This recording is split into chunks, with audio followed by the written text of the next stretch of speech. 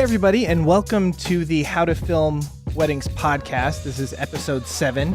I am your host, Nick, and I am joined again this week by my friend John Bunn, co-host extraordinaire, who didn't join us last week because it was his birthday or something, right? How did that go? It was 34, man. Looking good, 34. So I'm glad to be back. I'm real excited about today. Yeah, me too. So we like to bring in people to interview and talk to, and today we have someone who is doesn't need much of an introduction, I don't think. Kraig Adams of Wedding Film School. He started that, and then also now he runs basically his own brand of Kraig Adams is joining us. So Kraig, why don't you just say hello and introduce yourself a little bit to people that might not know who you are. Yeah, hi, what's going on? As we were just talking about real quick, like I'm out of weddings, but it's fun to just talk to some wedding people. It brings back memories. I'm a filmmaker. I've been making films for a while, got into weddings. That was a nice way to learn the craft and get to meet people and build my gear. But the last 2 years have been getting away from weddings and doing more of whatever I want. So I guess I'm a nomad, minimalist, filmmaker, photographer, podcaster, just a creative, sharing the things that I like and care about, hopefully in an authentic way to my own perspective. And hopefully I'll continue to do less and less and just run, eat, drink, explore, talk with people, help others, pet dogs, eat chicken wings, whatever I want to do. Yeah, man, that's really great. So, you said that you're phasing out of weddings pretty much. Have you shot any recently? Are you really doing that at all anymore? I would say I've shot hundreds of weddings, and it all started in high school, through college a lot. And then as soon as I finished college, I was like, I have to make money. I have to have a real job. So I kind of went full time with weddings. And that was about the same time that Wedding Film School started, which is a YouTube channel for teaching people how to be a wedding filmmaker. And that was an exciting chapter in my life because it made shooting weddings extra fun for me because I could shoot behind the scenes and share tutorials and review gear and bring the communities of wedding filmmakers and couples together by uploading highlight films to the channel. But I started to dabble into vlogging and travel stuff and just other videos. And I just felt there was a lot of freedom in doing whatever I wanted, not just weddings, because I could make wedding films my own. And I definitely was doing that by attaching it to Wedding Film School, by showing that other side of my creative passion, which is sharing with others and teaching. But I feel so free right now to literally be able to shoot whatever I want and not just wedding niche focused. So I haven't shot in a while. It's been over 2 years.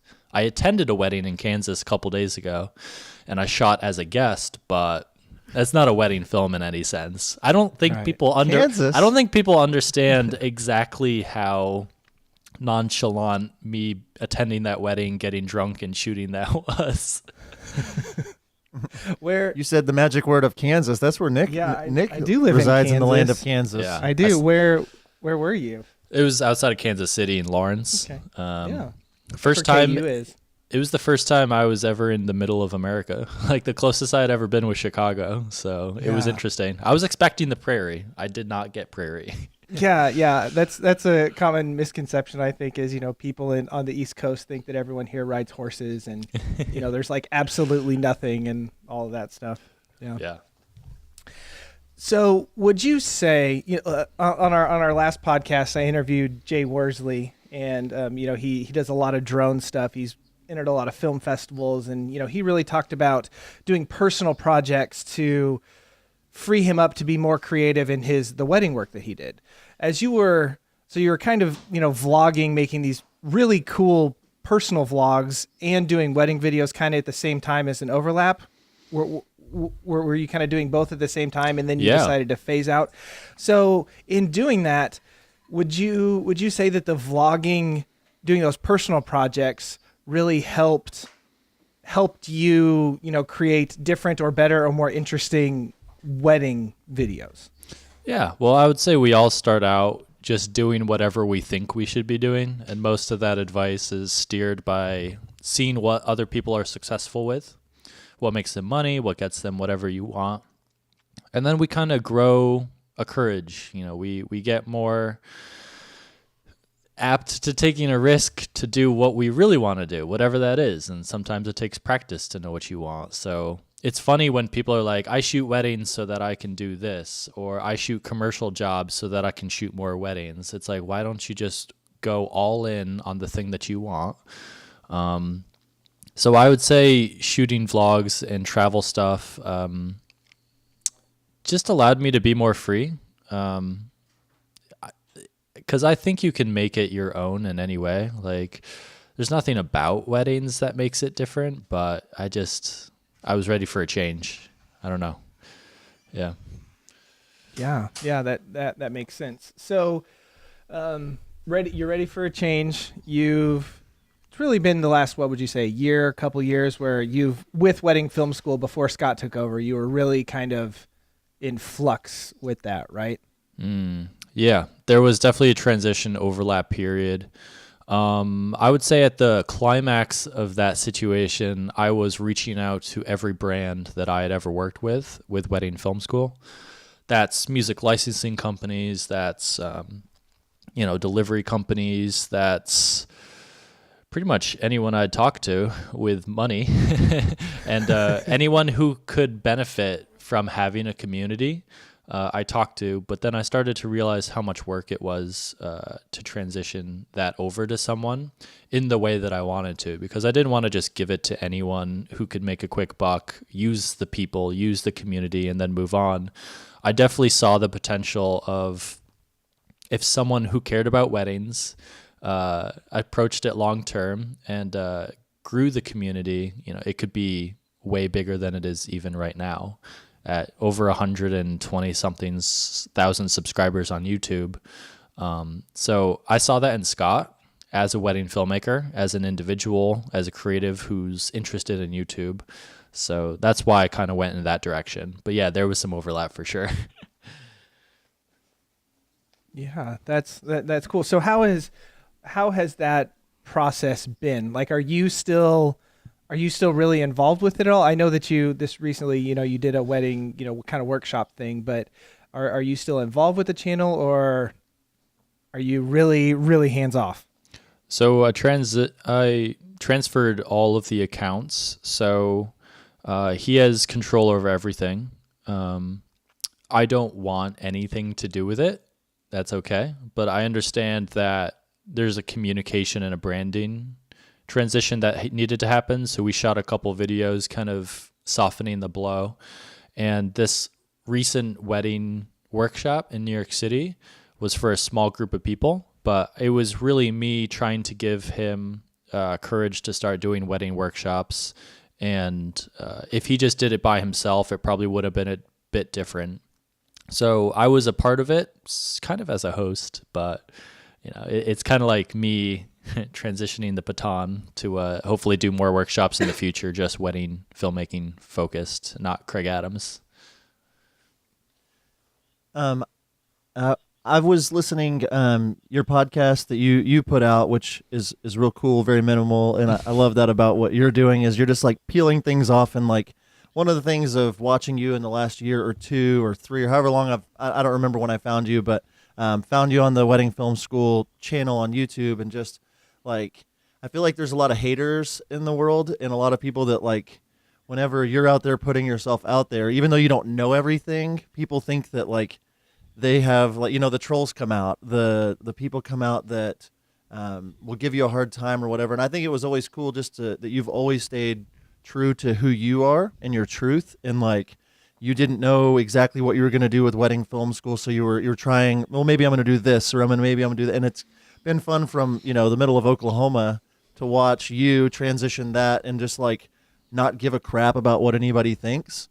And I think that that's one thing for me as I'm like preparing today for this is like I care too much about what people think, and like it's refreshing to have somebody that it's like you have kind of grown up in front of the camera. And tell me a little bit about like your process, I guess, so for dealing with the haters and the people that have given you a hard time. Do you care? Do you listen? Do you? What's that like for you? I'd say the self-doubt that's fueled by negative comments is probably one of the hardest parts of this job. I've definitely gotten better. I'm not perfect in any sense. I've made a lot of mistakes, but I think I'm growing in the sense that I understand why people would do things, and I can see the effects that I'm causing. And I would say a part of minimalism is to just start to realize why this is happening, and being able to control myself. Just so much has happened. It's crazy. Like thinking about how I reacted to trolls 5 years ago in whatever audience. Yeah, it makes me realize that, it has been a journey, and it's nice to hear that you see me as some sort of, I don't know. It's funny that you said growing up in front of the camera. It's my camera, but I guess it is a camera, so that's funny. Yeah, I mean, it's as you I've always been like very. I wanted to get into education, but it's like, oh well, I've only been shooting weddings for and now 12 years or whatever, and like sooner or later I was like, I don't give a crap what anybody thinks. Like I could help people by just putting myself out there. And we've already experienced trolls, with our 7 episodes and our, 300 subscribers on YouTube or whatever. And so it's like, I don't know, just it's been really refreshing, especially in America and the Western, just all of the haters out there that like, I mean, you had the balls enough to like do something, and a lot of people just want to sit on the sidelines and not do what they're called to do or they feel passionate about doing. And I think that's kind of the message I'm getting from you lately is just like, why are you doing something that you don't want to be doing? Mm-hmm. So I have a long history of people having a problem with me teaching at a young age. Mm-hmm. And there might be some kind of downside to teaching when you don't necessarily know so much. I think anyone can learn from anyone. So even if someone is young, more so than ever, you should learn from everyone and not just elders. I think that's a sign of the times. But I'm starting to rethink my idea of truth and authenticity. Because for the last year, the biggest thing that I've ever preached is, just be honest, true to yourself, and show it how it is. But it seems like there's never going to be anything that quiets the people who are lashing out for different reasons. And no matter how honest you are, the response will always be mixed.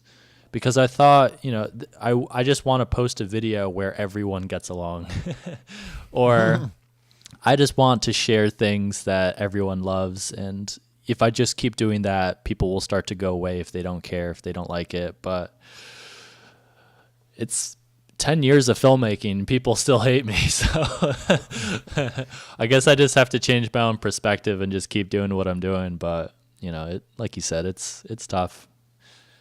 It's crazy. I personally find it refreshing, and I don't think that you have to get along with everybody or have to, and I think that people that actually make a difference and, you have made a difference in the wedding community are the ones that are willing to put themselves out there and like maybe, 5 years ago say something that you don't agree with yourself now that you said or whatever. But let me tell you, it's a battle going back and forth. I changed my mind a lot, but I do realize that it's a shifting thing. You have to be able to adjust your what you do, because when Gary Vee came out with Crush It, the mantra was to respond to every comment, to respond to every DM, help everyone any moment you can, and just plant those seeds for down the road, someone to trust you and listen to what you have to say. But as my following grows, I'll tell you, I kind of want to pull back a little bit and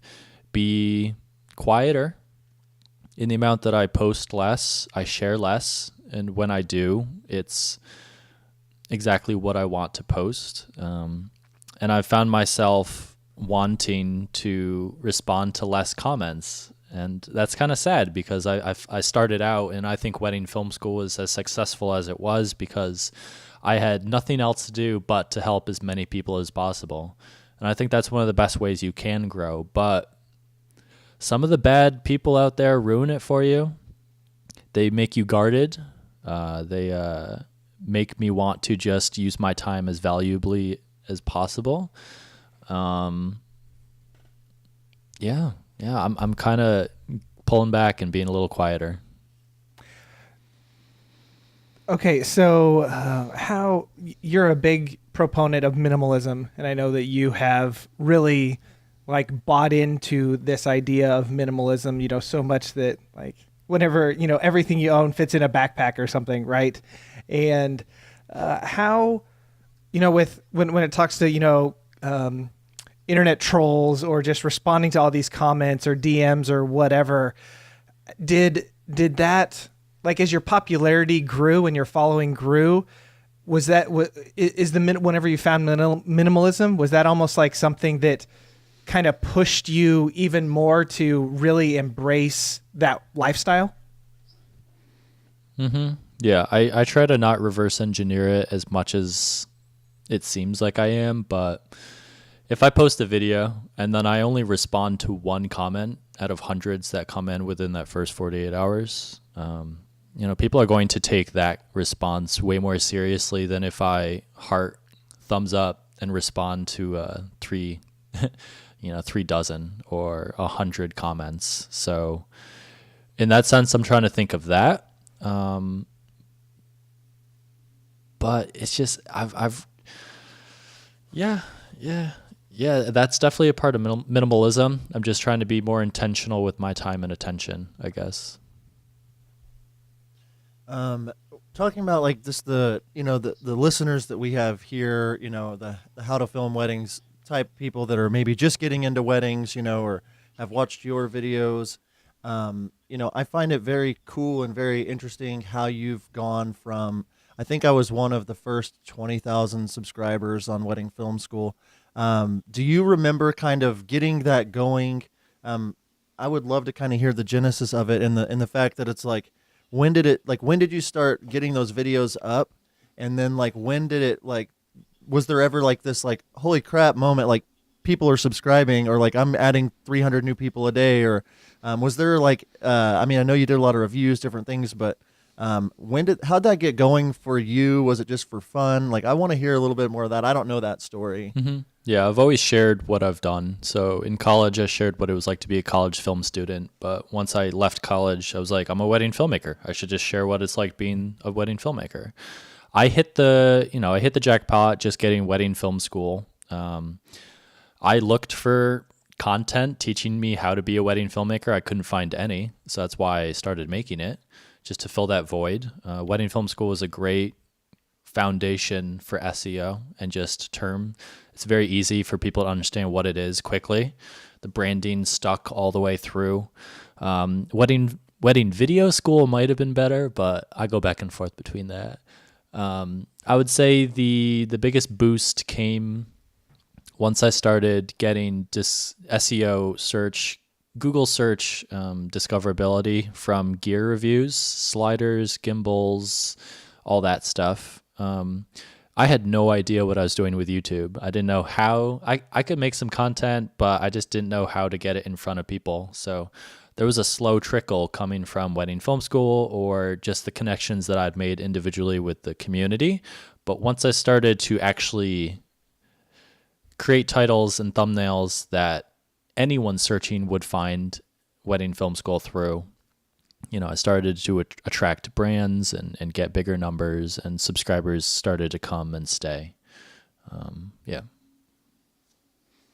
And was there like, I mean, any milestones that you hit that were like, I mean, do you remember like, oh my goodness, we have 1,000 subscribers, or, you know, 5,000, or was there anything that you were ever like pushing for? Or you just kind of letting it happen, or how'd that look? Yeah. Pushing for milestones as far as views and subscriber metrics is a bad rabbit hole to go down, and I don't recommend anyone to do so. Once you hit one, you just want a bigger one. And it's the same with money. More money, more problems. You just want the next milestone. It's never enough. So you have to try and change that mindset early on if you want any sanity. Switching from individual production companies for weddings, like I think I can't even remember all the names. I was like Cadams Media, it was like Emissary, but then I'm like, why don't I just join Wedding Film School and my production company into one? That was an aha moment. I think maybe happened around 50, 60,000 subs, and that changed things by selling wedding films under the preset that I'm going to share it with this YouTube channel. This was a big turning point because I was unsure if brides and grooms wanted that kind of attention to their wedding, because that's when we started shooting behind the scenes. That's when we started involving them in reviews and tutorials and even sharing the inquiry calls and stuff like that. But that was a big hit, and that was probably the biggest milestone past me learning how to YouTube at the beginning. Yeah. I remember a while ago, like you put out that pilot for like a show that, you were like the follow the filmmaker, kind of thing. Like I remember you went on Indiegogo or, something like that where you're trying to raise money for this pilot thing. And it's really interesting because, at least in my mind, and you probably did that because there wasn't anything like that out there. And so you actually wanted to show people what it was like on a real wedding day. And I find it interesting, that you did a couple of those, and now, you look at a bunch of, wedding filmmakers and, like that kind of stuff that are on the education side, and like they're trying to get people to, hey, is anyone available to shoot behind the scenes of me so I can explain what I'm doing and that kind of stuff. So how do you take it that, in a way, you've really started a trend, among this community? Like, I guess, how does that make you feel that you're, at the top and all these other people are kind of emulating or trying to do what you're doing or taking what you're doing and trying it better or different or whatever? Like, do you have does that excite you? Or are you like, whatever? I just wondering about that. Ego aside, I'm not sure if I started it. I don't care. I'm happy to see people doing it because that's what I wanted to see. So if I kind of opened the gate for people to have the confidence to show up with a crew shooting them as they shoot a wedding, that's good. This idea went all the way back to high school. I was watching reality TV and I'm like, this would be good at a wedding. Because I forget the name of the show, but there were like a couple wedding shows back in the early 2000s or the mid 2000s. But when I was at college, that was my thesis project, to plan out and to, prove that this would work. And around that time during college, I was doing a lot of freelance work with other production companies, shooting pilots. Even before pilots, they were shooting sizzle reels for reality TV show concepts to sell to get their first pilot at a larger network. And that was fascinating because I saw how simple it was in a sense, but hard to get the attention of people who were saying yes or no as executives. So I was like, easy to shoot, hard to get it sold to a large company. Why don't you just shoot it on your own dime on YouTube? So I kind of started doing that, and the first one was with a Kickstarter, but I even didn't need that back in the day. If I did it all over again, I would do it so differently. It'd be so easy, and the idea is solid. Like that's what Wedding Film School should be. It's just a podcast that creates content from those genuine, awesome conversations with industry leaders, and then behind the scenes to show what it's actually like on a wedding.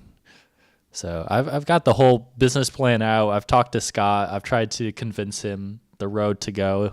He's got the baton. He can do whatever he wants. But it's kind of funny that I moved away when it was just getting popping. But then again, if if I wanted to hit that milestone, there would have just been another milestone. It's like, let's get to 1 million subscribers. So it's like, you gotta just, you just gotta be happy for the ride. You can't just always be looking at what's down the road and what you're going towards.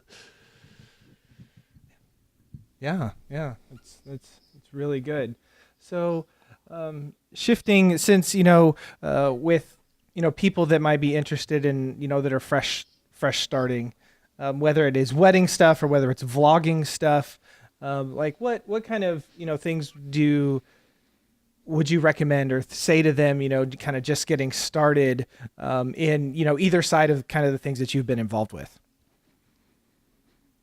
When people start out, there's a typical route of gaining the confidence to shoot a wedding and you won't mess up.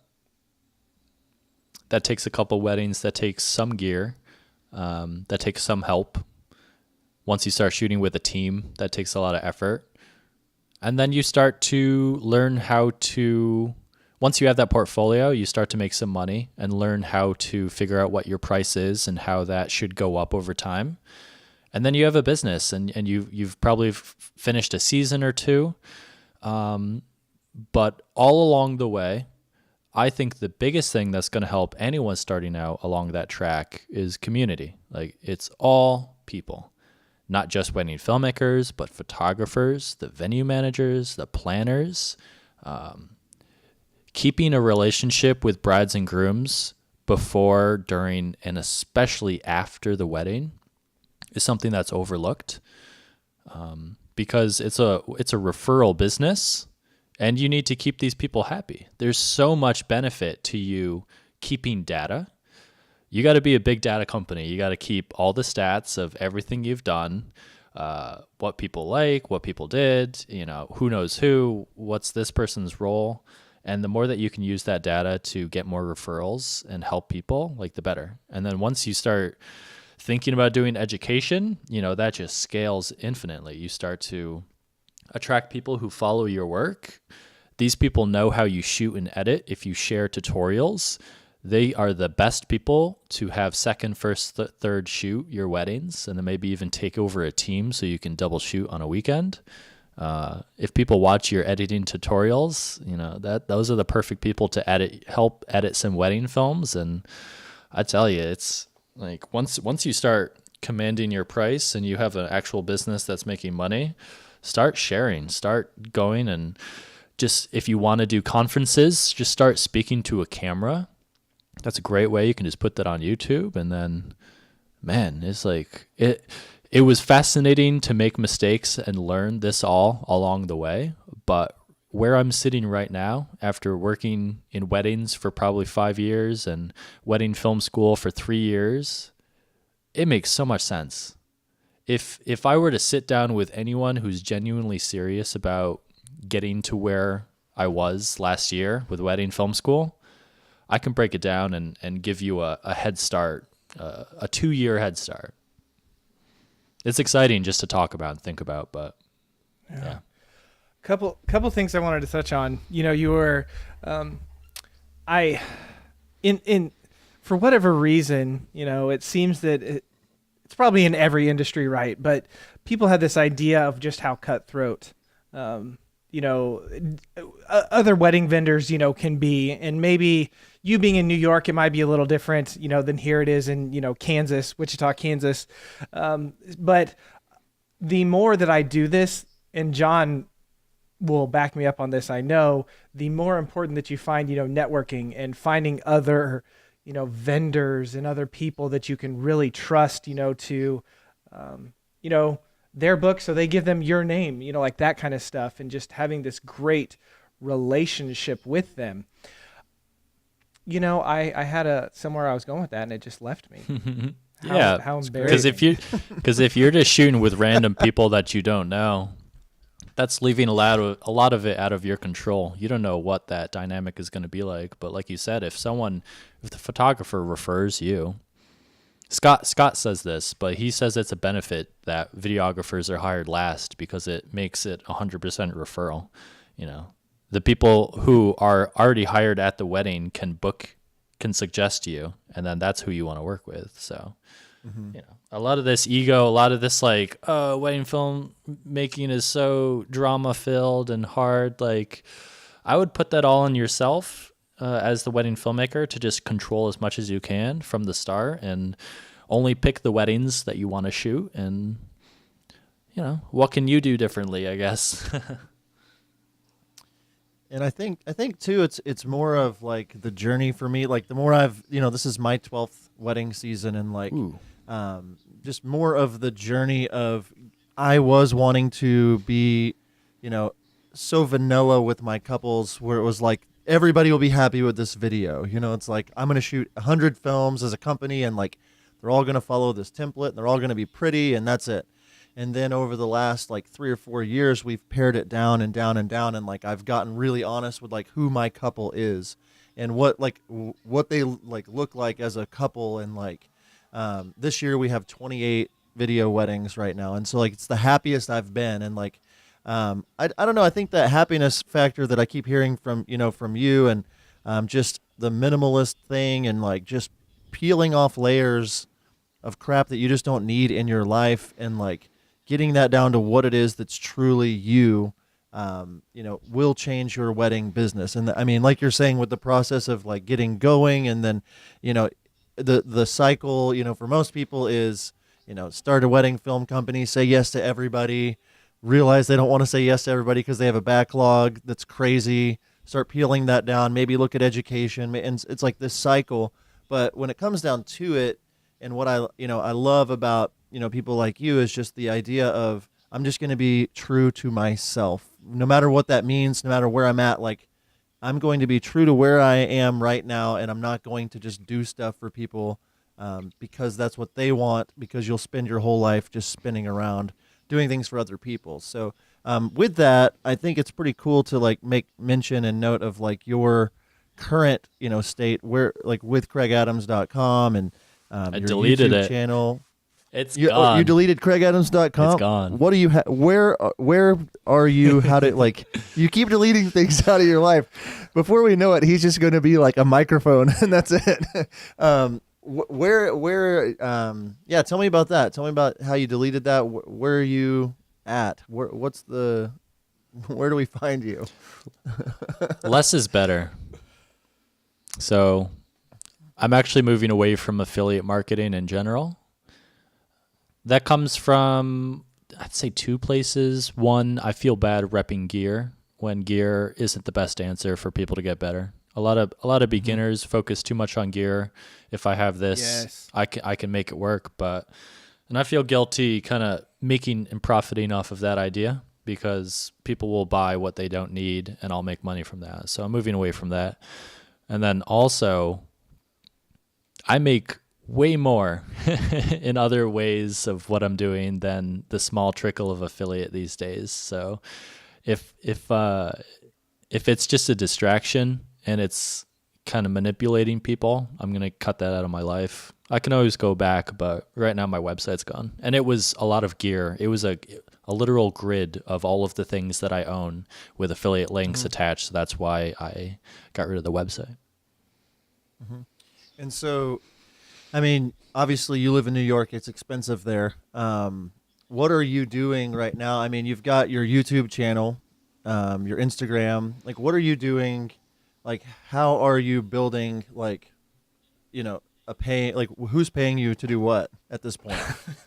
Yeah. I mean, I guess that's the question. It's like, where are you, I think as an aspiring person that wants to do something that's similar to what you're doing, or if people out there listening, like, man, I want to do what Kraig Adams is doing, it's like, how's that work for you right now? Are people paying you to come speak, or where are you bringing in the finances to continue to support your dreams and your passions?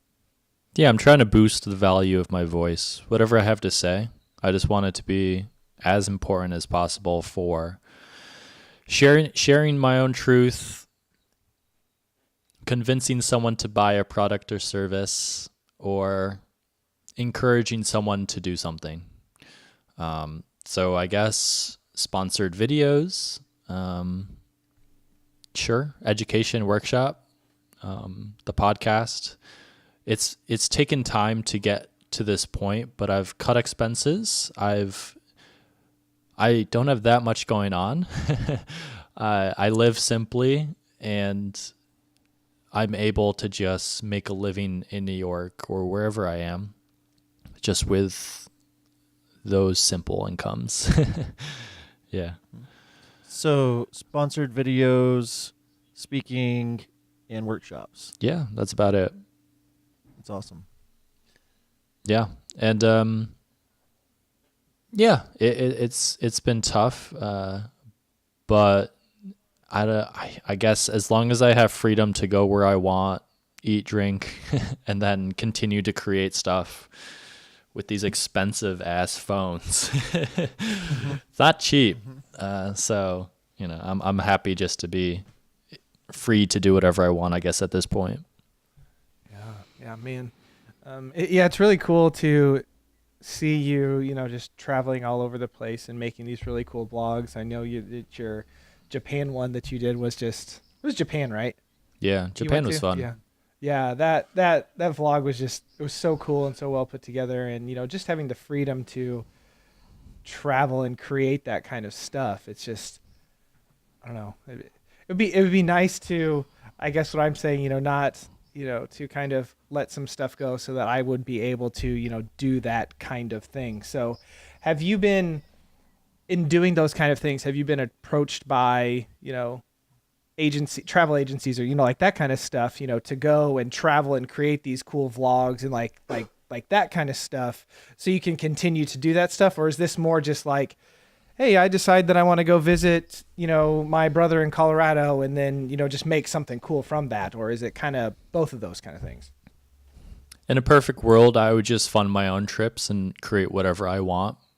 But right now, I'm getting some jobs, making money, shooting travel stuff and promoting whatever they want to be promoted. I'd say half of the trips are just, we'll pay for your expense kind of things and give you an experience to share. And I'm happy with that. It's definitely a transition to to where I want to be, that goal of just making enough money to do whatever I want and go wherever I want. But, it's definitely a transition. I can't just get there overnight, but I've been this past couple of months, like this last season has been trying to prove that I can create value for larger brands. So Sony and Apple and Intel and Volvo are some of the companies that I've been working with this season, and feedback is super important. You don't know how good you don't know how good of a job you did unless you get some kind of feedback, honest feedback. So the feedback I've gotten have been positive. So I think I'm heading in the right direction, but more travel, but hopefully in the future, less sponsor. I'm an enigma. I'll tell you, I'm going to do this sponsor stuff to get to the point where I don't have to do sponsor stuff. And I'm making films so that hopefully I can get rid of my camera and just shoot with the iPhone on Instagram or whatever social media is going to look like in 2 years, if we're all just TikToking. But I'll tell you, I make films just because that's a good way to express. And at one point, the buttons on my website were video, photo, text, and audio. So that's YouTube, Instagram, Twitter, and podcast. Those are the 4 ways I express. I'm good at video just because I've been practicing video, but I could very well just shoot photography if I'm able to express whatever I want with that medium. If I was a writer, I could just destroy Twitter and somehow make articles and start a blog and just promote whatever I want and make money through that. Or if I just wanted to do audio, if I was just really doubling down on my voice as far as sharing stories, connecting people, selling products or services, I could just do a podcast and get away with that. That would just be a microphone and a bag. Then I would have absolutely nothing. So hopefully in the future, I'll be honest, I'd love to just get to mobile only. I think that's where we're heading. Less. I'm just here to eat and drink, bro. I just want to hang out. That's the life, or the idea, I guess, right? The dude, Big Lebowski. So, Dude. so one thing that I kind of caught on there is what you were, kind of going at is, okay, so you've built this big, wedding film school. You've built, your YouTube channel, pretty big. And so, but you were just talking about how right now, you're doing some of this travel stuff and they're agreeing to, pay for your travel. You're not getting, money on top of that, for those things. And I think that that's an important thing to note, maybe to people that are starting out is, kind of as you move along, as you go along, you kind of have to pay your dues. You kind of have to, build this stepping stone, and you have to, like, you can't just go from point A to point P, overnight, right? You have to, you have to take those other steps along the way. And I think in the wedding world, John and I have touched on this in some other podcasts is, someone posts something in a group and they're like, oh, you need to raise your prices. Oh, you need to do this. Oh, you need to do this, and all these things. And we kind of forget, where we are, when we do that thing, and we have to, take our steps in the process. And I guess to me, it's refreshing, to hear someone, say that a lot of people maybe look up to and revere as, this big deal in our world, saying, no, I'm still in that process as well, kind of paying my dues so that I can get to where I want to go. Everyone's at a different step. So it's actually really, really hard to suggest someone to do something, let alone on the wedding groups for someone to tell someone what to do. It's like, all right. So the biggest thing is that if you suffer now in the immediate, you're going to have a bigger reward later on, regardless of what you do. So the value isn't always easy to understand. A paycheck, $500, $1,000 for shooting this wedding or that is probably the short-term reward that you could get for something. People always say don't do something for free, but there's always some kind of benefit to something. You can boost what that benefit is, but I'll tell you, like, shooting some stuff for free that I really liked got me the most work down the road. And yeah, if you're smart about it, doing stuff for free is probably going to boost your career bigger than any money, any asset up front could.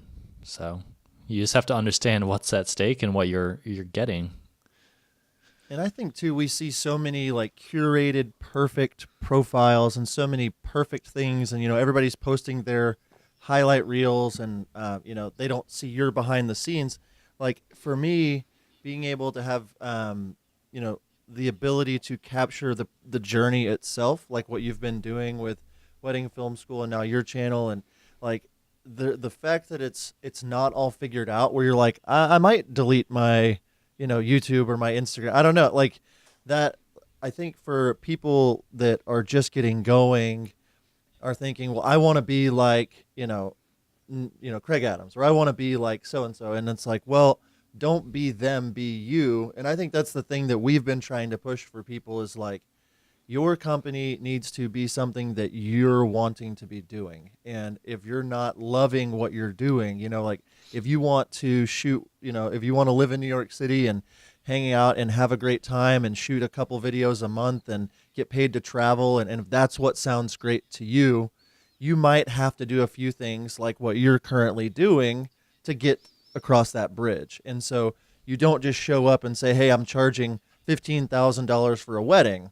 You say, okay, I'm going to start here, and I'm going to, this journey isn't a straight line. Like, oh, if I get this slider, I can charge this amount now. Or, and so like with your journey where you're at right now, I would say, you're probably in that phase where you've been doing this, 2 years kind of without the weddings side of things. And, what has changed in the 2 years from going, full on Kraig Adams YouTube, Instagram to now? Like, where were you then? What steps have you taken, and where do you see it kind of going? I don't think anyone starts out knowing exactly what they want to do or what their strengths are, what makes them happy. So it's totally okay to be inspired and to emulate those people that you look up to. But over time, you start to feel this lacking inside, and that causes you to chip away at those things.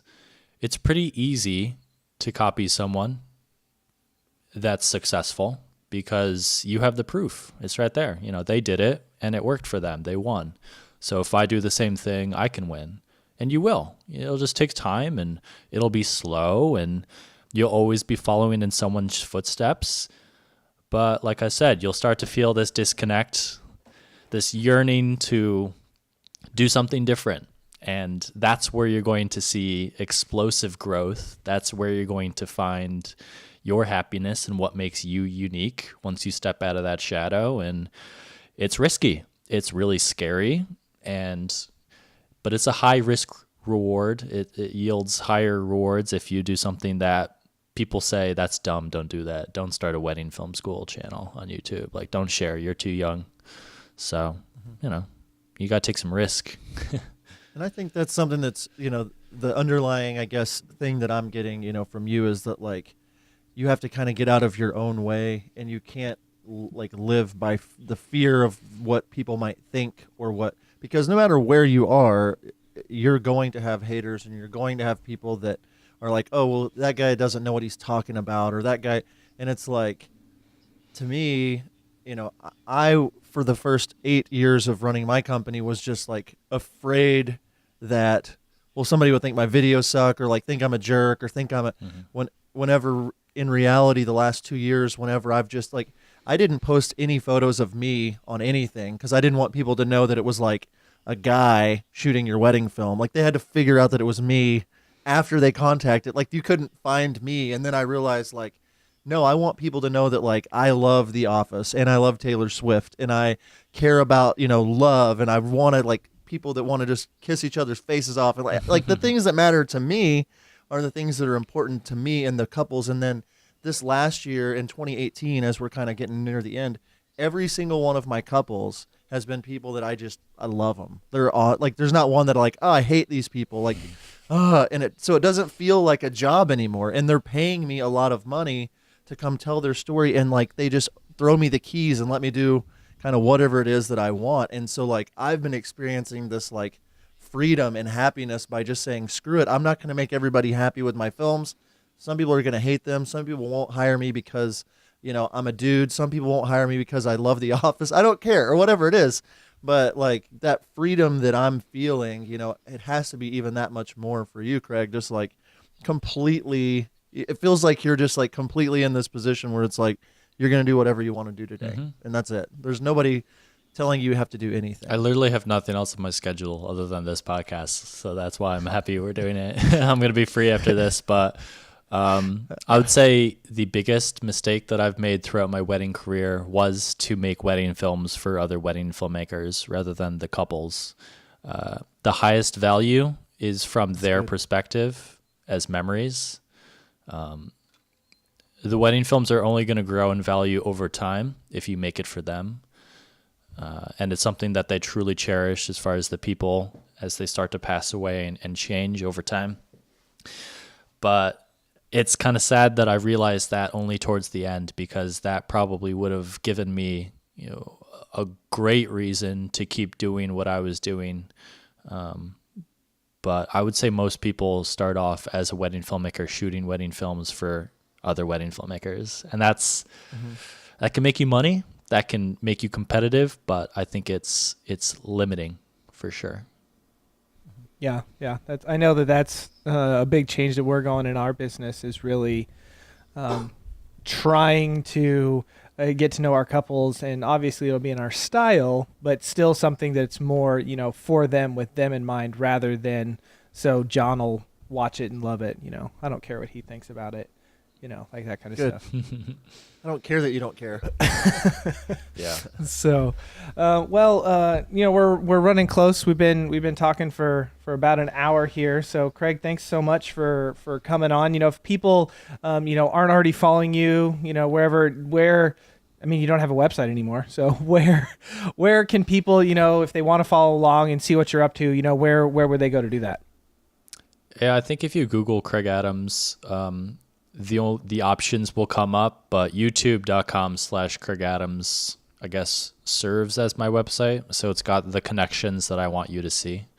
Yeah, I tell you, I've been scrubbing the internet of everything that is me, except for what I want people to see. So it should be pretty easy to find me. There isn't going to be that much, but what you do find is where you can follow my stuff on YouTube and Instagram and Twitter. So we'll see if Twitter stays. That might go. Yeah, I heard you say that the other in the your most recent podcast. It's talking about maybe getting rid of Twitter. I've gone back and forth twice, so the third time might be the actual axe. We'll see. Yes. By the time this podcast airs, there will literally be nowhere to find Kraig except for showing up to his apartment in New York. Handwritten letters. I love that's it. Anything else that you'd want to add to the wedding community before we jump off here, Kraig? Just any encouragement or anything you would like to say to them? No, this is great. Podcasts are fun. I would encourage you to start recording the video and focusing on that just as much as the audio. And you've got a lot of content here. You can chop it up into a lot of different things, especially for YouTube, Instagram. Podcasts are the foundation of a community like this. And the fact that I didn't really have it going strong for Wedding Film School was insane. So I encourage you to keep doing this and just sharing the people who inspire and help others. And you will help and inspire by doing that. Okay. Thank you. Awesome. Well, thanks again, Kraig, for coming on the podcast and being with us this week. And we look forward to seeing where you go in the future, or totally disappearing, whatever it is that you want to do. So thanks, everyone, for checking out and listening to the How to Film Weddings podcast. Don't forget to rate and review us so that other people can find us. And until next time, see ya.